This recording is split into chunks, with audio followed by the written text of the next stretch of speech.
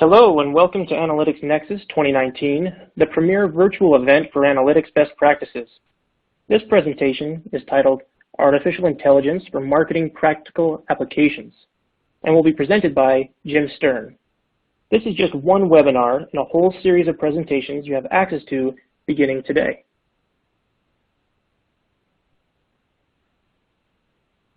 A few quick housekeeping items before I introduce this particular presentation. At any time, you can interact with this presenter or the other presenters with questions or comments on Slack. The Slack address for Analytics Nexus is analyticsnexus.slack.com, and you should have received an email invitation to join if you've registered in advance. If you didn't receive that email, you can find an invitation link to the Slack in the menu below, as well as in the resource list. Once you log in to Analytics Nexus Slack, you can find the channel for Jim Sterne to engage. Also, you can engage with us on Twitter. Our Twitter handle is @analytics_nexus. Finally, for questions on Analytics Nexus or Claravine, which is producing this event, feel free to email us at info@claravine.com.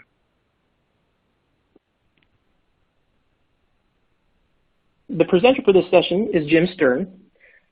Jim Sterne sold business computers to first-time owners in the 1980s, consulted and keynoted about online marketing in the 1990s, founded a conference and a professional association around digital analytics in the 2000s, and recently published his 12th book, Artificial Intelligence for Marketing Practical Applications. Sterne has remained active producing the Marketing Analytics Summit since 2002, and as Director Emeritus of the Digital Analytics Association. I'll turn it over to Jim now. Well, thanks very much for that introduction, and I'm very pleased to participate in Claravine's event with you guys today. My intent is to introduce you to artificial intelligence, not on how to become a data scientist, but how this stuff is useful for marketing. I want to talk about why this has become a thing, why now, a definition of what it is, an explanation for how it works, some insight into what it's good at, and then actually applying it to our own work, to the work that you do as a marketing person.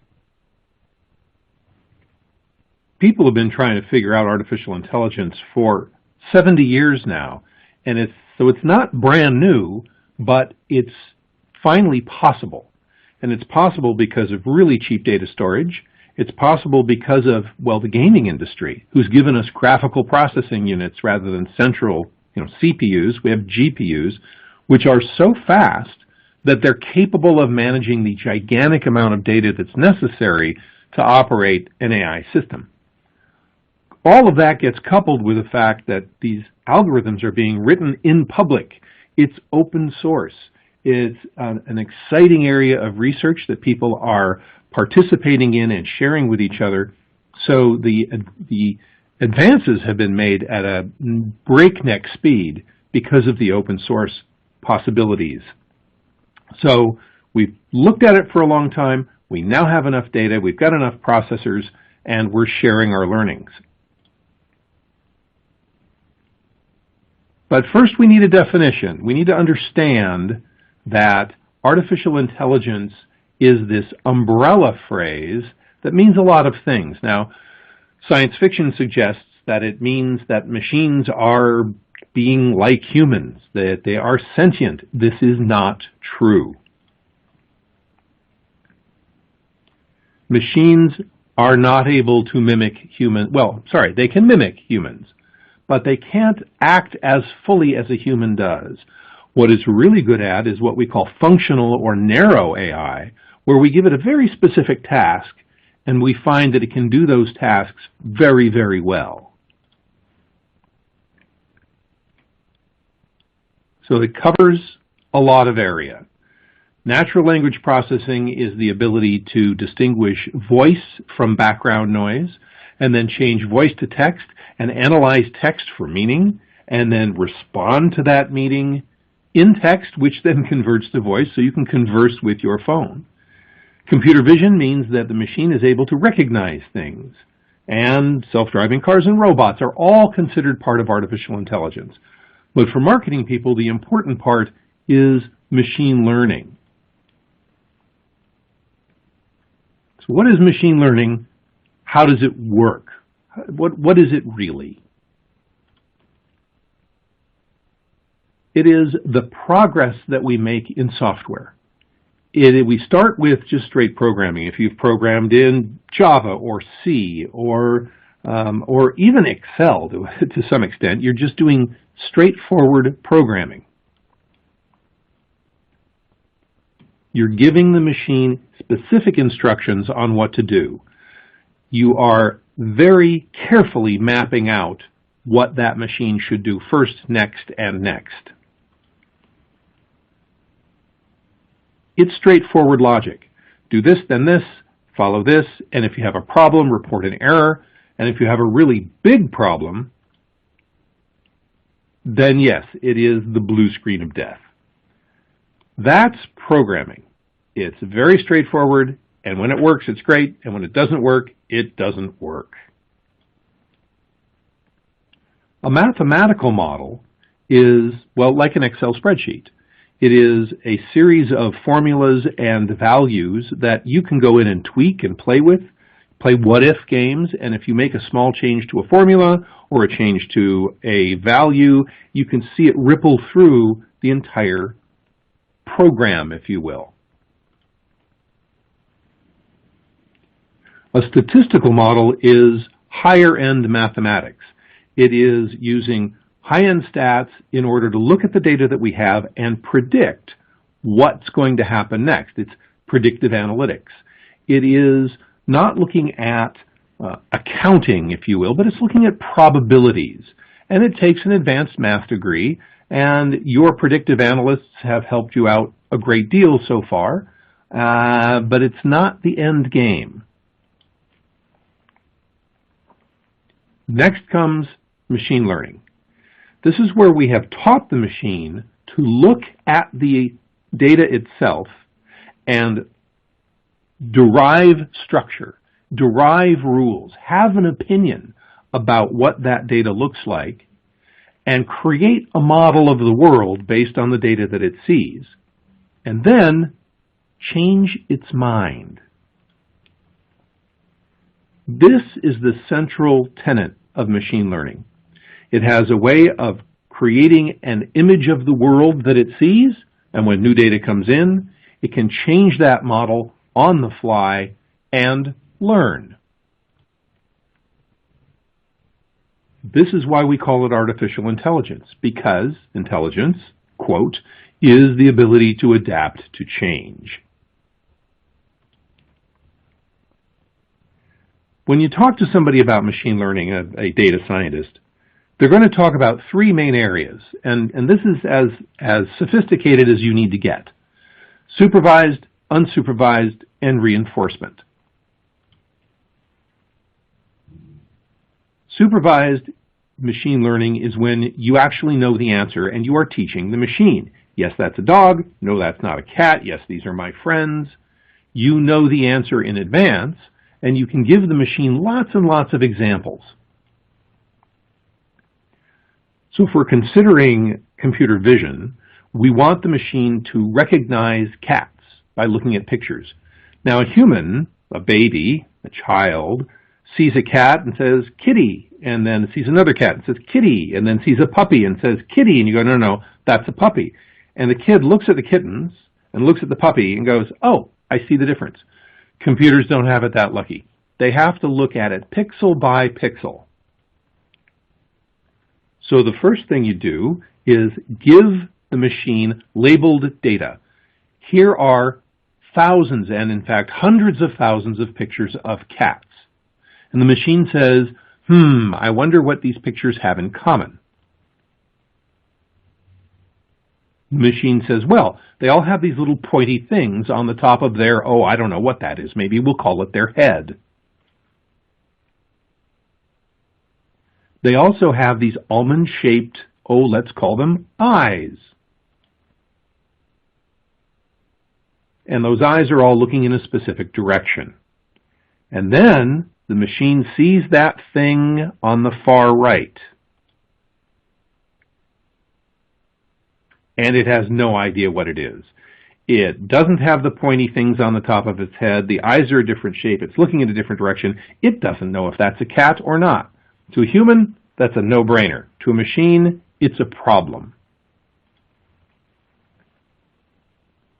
So that's supervised. You know the answer. Unsupervised is you don't know the answer. You want the machine to just look at the data and tell you something you didn't know. So the machine might look at all of your data and say, hey, when ice cream sales go up, drownings go up. Then, of course, a human says, oh no, ice cream is causing drownings. Well, that's not the case. There is another factor in here that the machine didn't know about, but the machine is correct. There is a correlation between ice cream and drowning, because when the temperature gets hot, more ice cream gets sold, and when the temperature gets hot, more people go swimming, and therefore more people drown. There's no causality between the two, but the temperature is the cause. So it found a correlation which may or may not be useful. Supervised, you know the answer. Unsupervised, you don't know the answer, and you're asking it to find out something interesting. Reinforcement learning is where you know the outcome that you want. So if in marketing parlance we want to put the right message in front of the right person at the right time, there's no actual right ad to put in front of a person, but you can measure the outcome. So if you give this type of person that type of ad and they click on it more than this other type of ad, the machine has learned what works better. So supervised, you know the answer.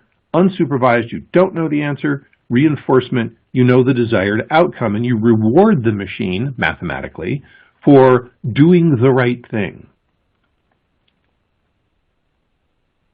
This is going to be useful in different areas. So supervised, this is what new customers look like, this is what loyal customers look like, and this is what loyal customers used to look like when they were new. So I can tell you I know the answer to this, and I can label that data. These are high customer lifetime values customers, and these are people who call tech support and they return products and they complain all the time, and here are the differences. Let me label them, and the machine can say, oh, I see, high customer lifetime value people look like this, and people who are not helping the bottom line look like that. Unsupervised, I can say, here's everything I know about my customers. Go out into the world and find people who look like my customers. Go out into the world and find people who act like, who have the same behavior as people who actually buy things. Or figure out which ads attract higher customer lifetime value customers. Reinforcement happens when I give the machine agency. I give it the ability to take action.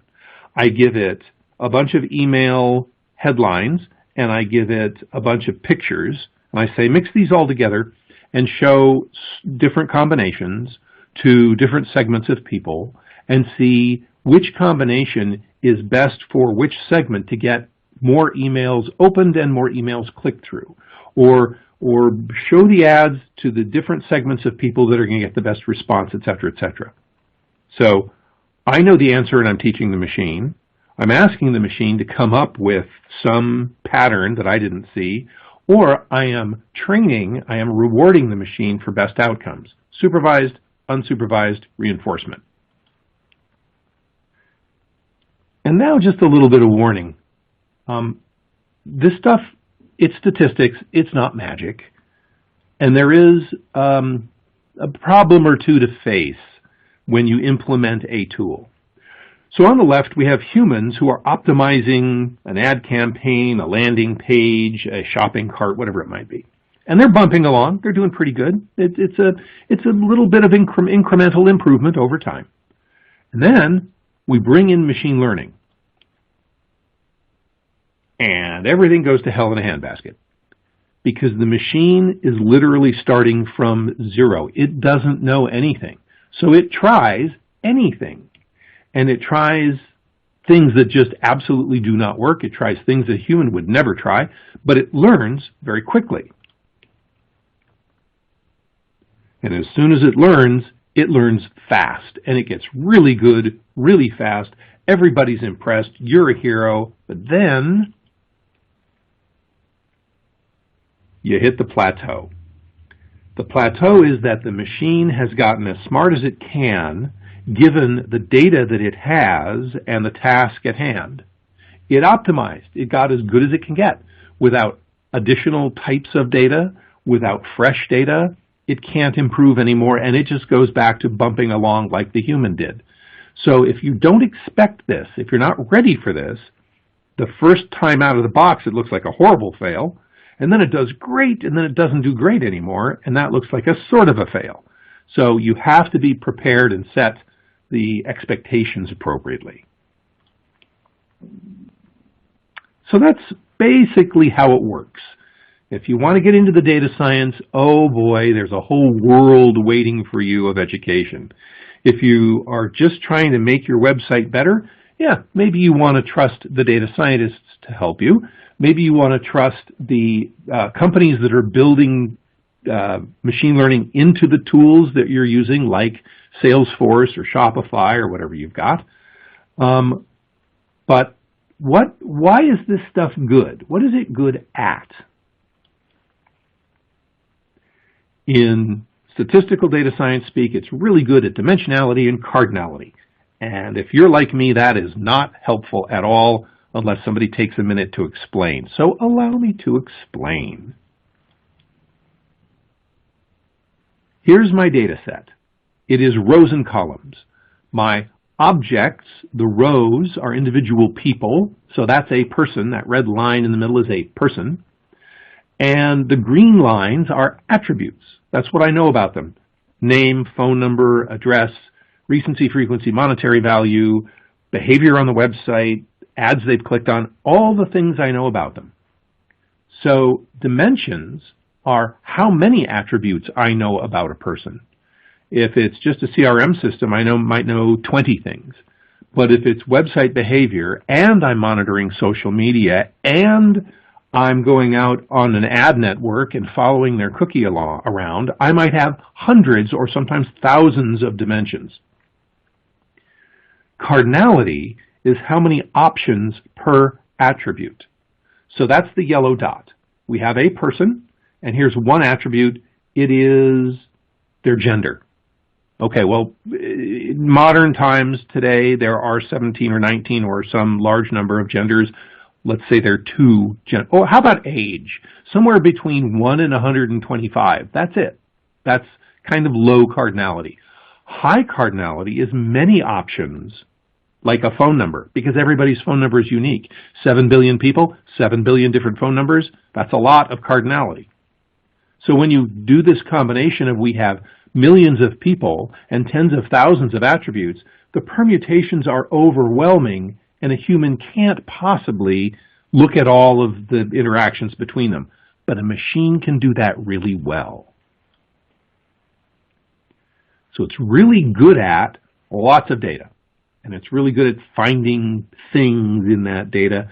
But so, okay, Jim, I'm in marketing. What is this stuff good for? How will it help me? It's really good for that boring, repetitive stuff that's really high value, and it is just taxing enough. It's not, you can't put it in a spreadsheet. It requires a little bit of cognition. We'll use that one sparingly. But if you are ranking, so lead sorting, for instance, if you've got a whole bunch of data and you want to rank it quickly, if you want to find a pattern or lookalikes, if you are looking for that one anomaly, the machine's really, really good at it. That means it's better than humans at testing, A/B testing, straightforward, right? Well, machine can do it all night long, no problem. Lead scoring, meeting scheduling. There's a company out there called X.AI that will help you set up a meeting with another person through email. So you send me an email and you say, can we get together for lunch next week? And you copy Amy at X.AI in email, And Amy and I have a conversation about when I'm available. And I tell Amy that I'm available Tuesday and Wednesday, and Amy checks your calendar and sees that Wednesday you have an hour for lunch, but you don't have the extra 15 minutes to get to the restaurant. So Amy says, oh, it's going to be Thursday. Amy confirms Thursday with me, puts it on your calendar, sends you an email saying, okay, you've got lunch with Jim. That's AI at work. It's machine learning at work. So these things that are something that you really want a person involved in because it requires some thinking, if it's just straightforward logic, you can give it to the machine to do. The machine is great at exploration, which is very different from analysis. Exploration is correlation. Ice cream and drownings are correlated. People with this attribute also have that attribute. These people form a group. Here's how many groups I can find. Here are the things that stand out. And all of that is really interesting and valuable, but is it useful? That's where you need to call in the human. The human is required to say, the correlation between ice cream and drowning is but the correlation between how many pages you looked at and how much time you spent on that page and which link you clicked on, the correlation with that and whether or not you purchased, oh, that I can use because I can do a pop-up or I can do a retargeting email. That's useful information. The human is always going to be required. The AI, the machine learning, it's not going to take your job. It's just going to automate some pieces that are really pretty boring. So it's a great tool for us. So given enough data, and you need a lot, a goal that has to be very specific, email opens or landing page optimization, etc., and control. So you give it the options and you let it manipulate the environment to change the headline on the email or change the picture in the display ad.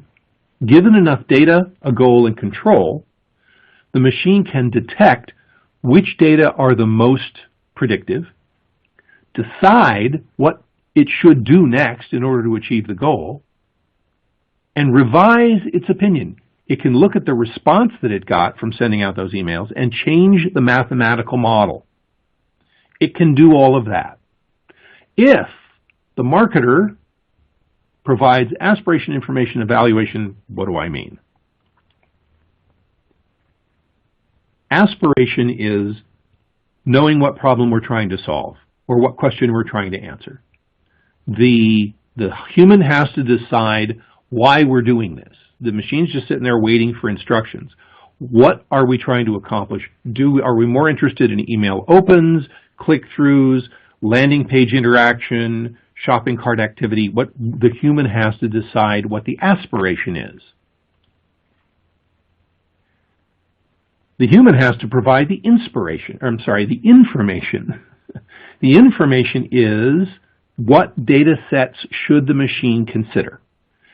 If you give it too much variety of data, now you can give it lots and lots. You can give it 1 billion people or 1 billion of one kind of information. The machine's happy with that.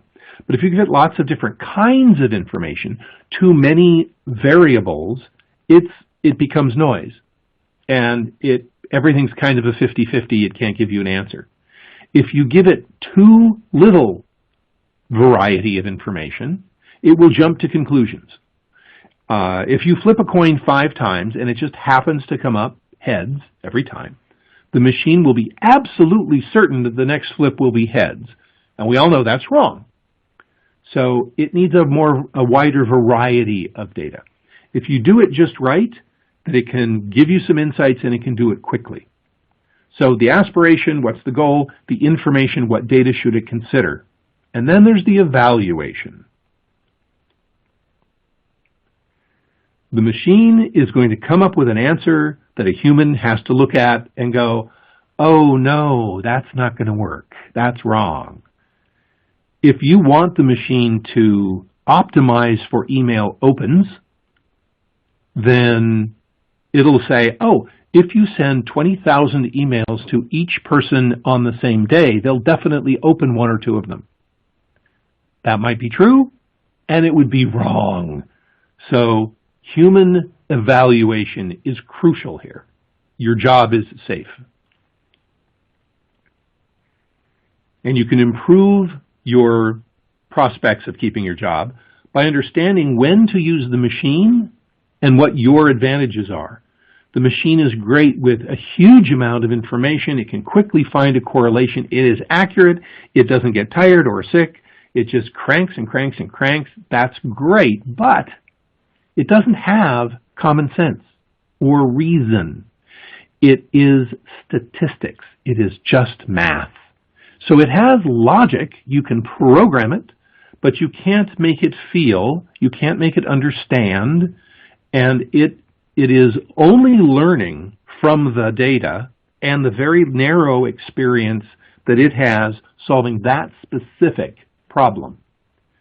It doesn't have integrated cognition like humans do. Humans have an amazing device called the human brain. You can recognize the problem or decide to change problems you're solving. You can onboard brand new ideas.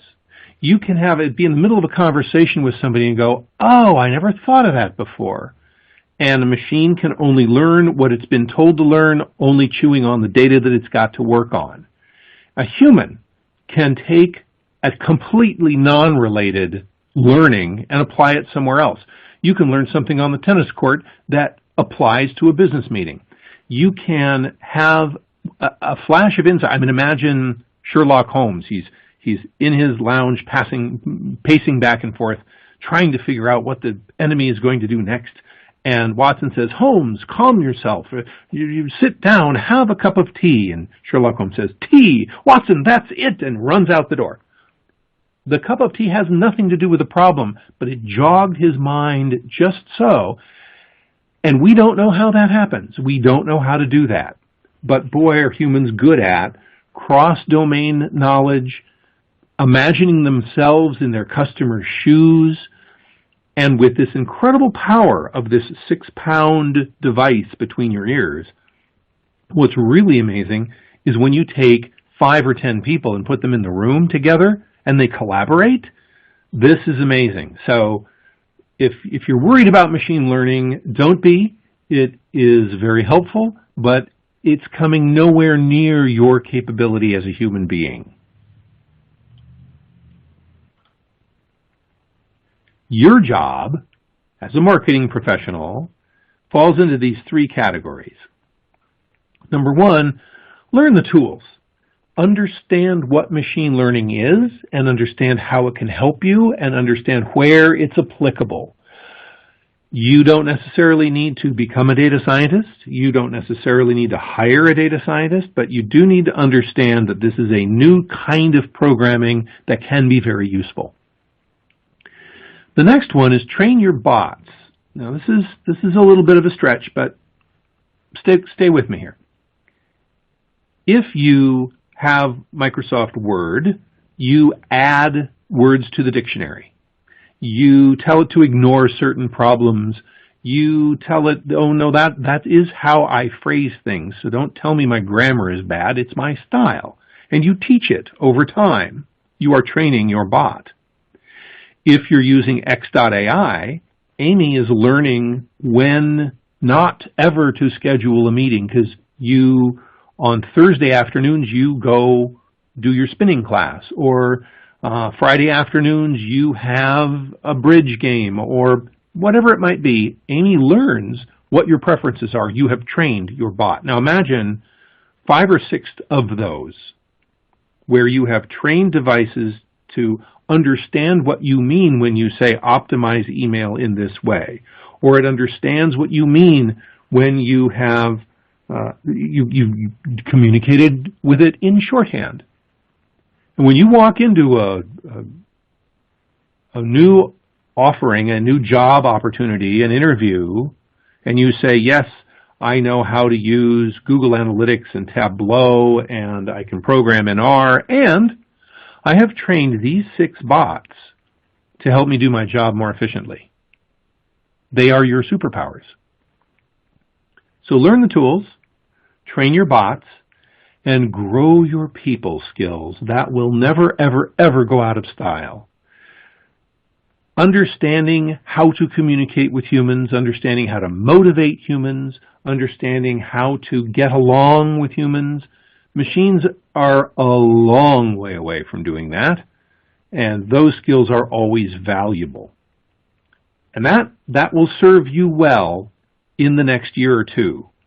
And then things are going to get really strange. Marketing really is going to get weird. Imagine the day that you've trained up your bots, but your customers have their own.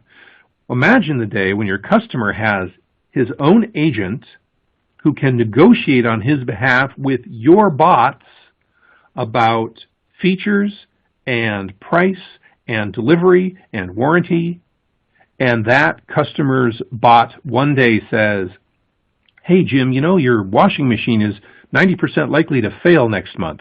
So thank you for the subscription to Consumer Reports. I have found 12 that fit the dimensions of your kitchen. I have found 4 that fit your style. I have found 2 that fit your price range, and one of them can be delivered and installed according to your schedule because next Wednesday you're waiting at home waiting for the painter anyway. Would you like me to order that? Yes, no." Imagine the day that your machines are going to have to negotiate with customers' machines. And that, my friends, is a webinar for another day. For now, I just want to say thank you for listening, and I hope you found this useful. I hope this brief introduction gave you some insight into how you can power up your marketing career in the future. I'm Jim Sterne. Thank you very much.